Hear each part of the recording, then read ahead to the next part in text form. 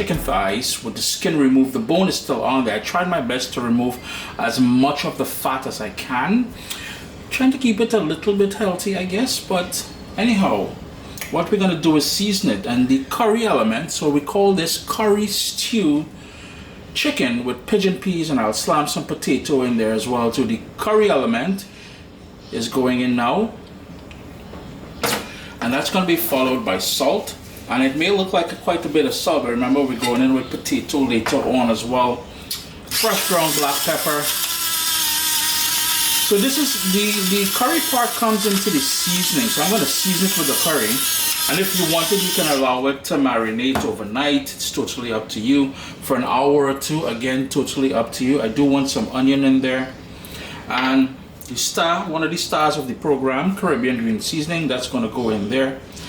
Nice and bright and shiny, because I make my green seasoning with olive oil as the base. And Caribbean green seasoning is just a combination of all the herbs along with garlic and seasoning peppers like pimento peppers that we like using in our recipes. And all you do, you puree it or blend it in a blender or whatever it is. You keep it in the fridge or the freezer.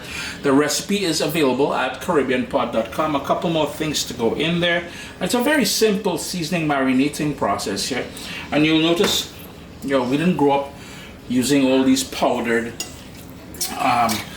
herbs and seasonings and stuff like that, because we try to keep it as natural. Everything that went in there, natural. You notice that, right? It's going to give that a good mix. And like I said, if you wanted to marinate this for an hour or two or overnight, no problem. You go ahead and do that. But I'm not jumping in right away because people are hungry in this house. I've got a heavy pot here, nice and high sides on a medium-high flame. I'm going to go in with 1.5 tablespoons of olive oil. If you wanted to use coconut oil, vegetable oil, corn oil, whatever oil, whatever oil you like cooking with, by all means, go ahead and toss that in there. This is the stewing part. So what's going to happen is I'm going to add some brown sugar in there once that oil is hot. And you've seen me do this before if you've been following me here on YouTube or Facebook or wherever it is. We will put some brown sugar in there. It's going to melt, Then it's going to start bubbling and going all frothy. After that, it's going to go caramelize, and the deep caramel color. That is when we're going to add the seasoned chicken to the pot. Here's the thing. One, make sure that pot is nice and dry before you add the oil in there. Make sure you're using a spoon with a long handle.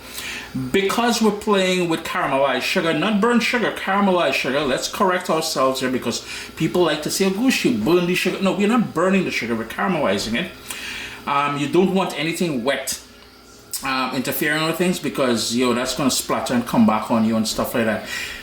If it goes black, if that sugar goes black, stop. Turn the stove off. Allow the pot to completely cool. Wash it. Dry it and start back. If you go with when it goes black, what's going to happen is the end product is going to be bitter tasting. Nobody ain't trying to encourage bitter tasting curry stew or stew of any form. So in goes that sugar. And I like to move around the sugar because I know in my stove there are hot spots. I know that's a hot spot and over here is a hot spot. So I'm going to move around the sugar. It's going to melt, like I said. It's going to go frothy, caramelize in color.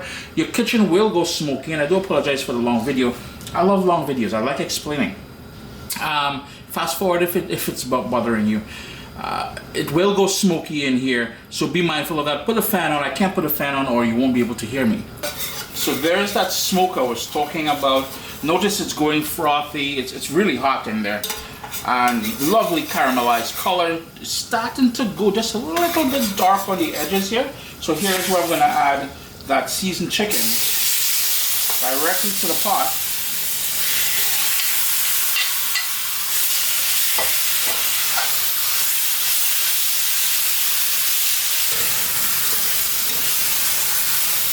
All the pieces of chicken has been coated with that lovely caramelized sugar. In the same bowl where I marinated the chicken, I have 4 cups of water. That's going to help braise it later on, but I'm going to turn the heat down to medium We're gonna put the lid on and let that go for about 5 minutes.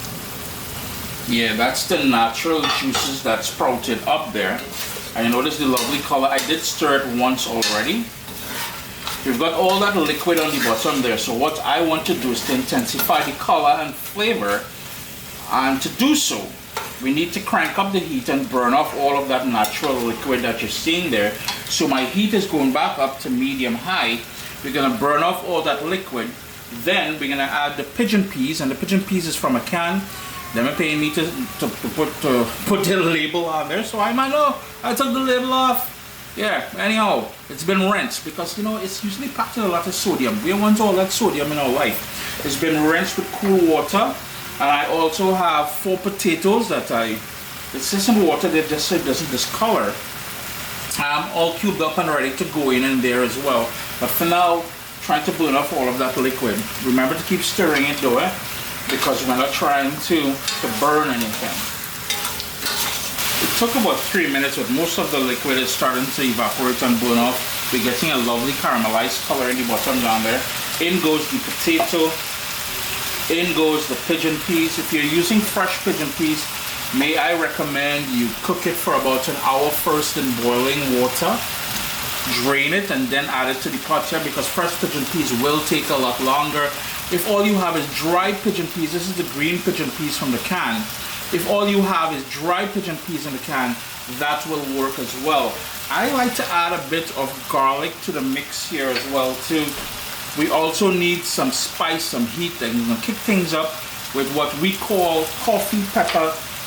In my GT friends, Guyana, they call it, I was gonna say we, as we Caribbean, they call it the wiri peppers.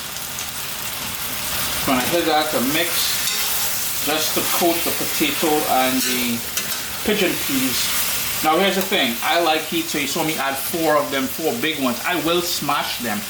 If you don't want the heat, do not smash them, add them later on, or you know what? You don't even need to add it if heat is not your thing. Uncle Chris like it spicy, what I was saying. Get them in trouble, you see them spicy females and them boys, oh gosh, why they so? Anyhow, now it's time to add the water to the pot. If you find that you need a bit more water just to be able to cover everything, yeah, add some more water. What I'm gonna do now is bring this up to a boil. Now, this dish, the reason I would suspect we make this dish, or mommy would make this dish, is when she had limited pieces of chicken. Remember, she was feeding a family of 4 kids, her and my dad. She would add potato and pigeon peas to it to stretch it for more people.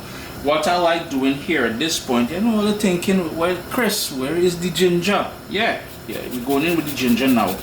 Now, that Caribbean green seasoning that I added to the pot, to the marinade, that already has thyme and scallion and all those different things.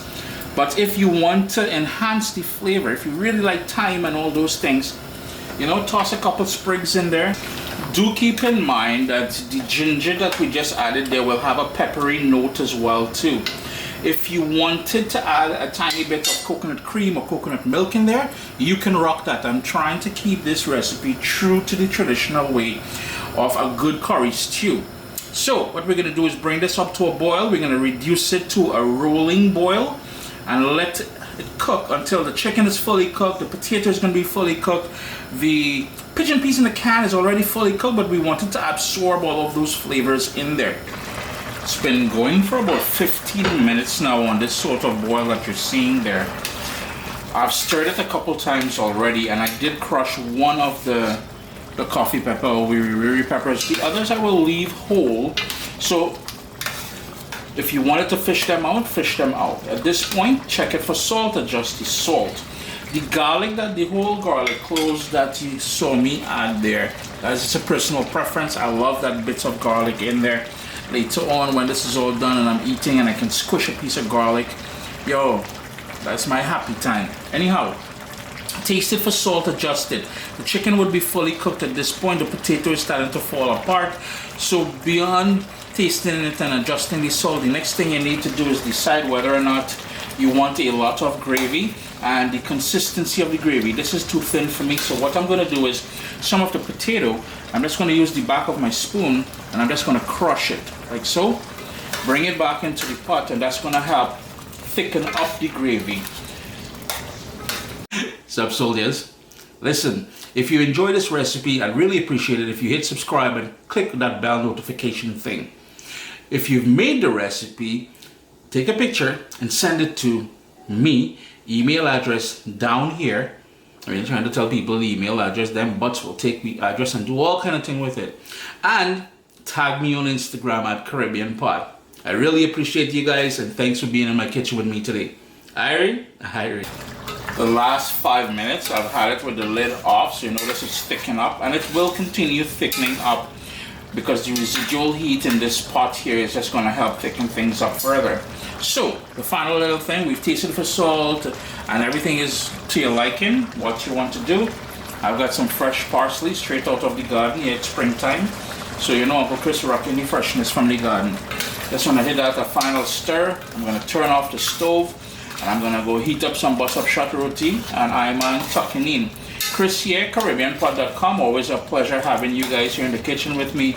Curry stew chicken, pigeon peas, potato, just bare niceness. And if you remember earlier, I said you can add some coconut milk or coconut cream to this, and it'll be even better. Irie? What's up, soldiers? Don't forget to click subscribe. If you've already clicked subscribe, hit that bell notification thing. I want to all you missing out on the new videos, man. Come on, click.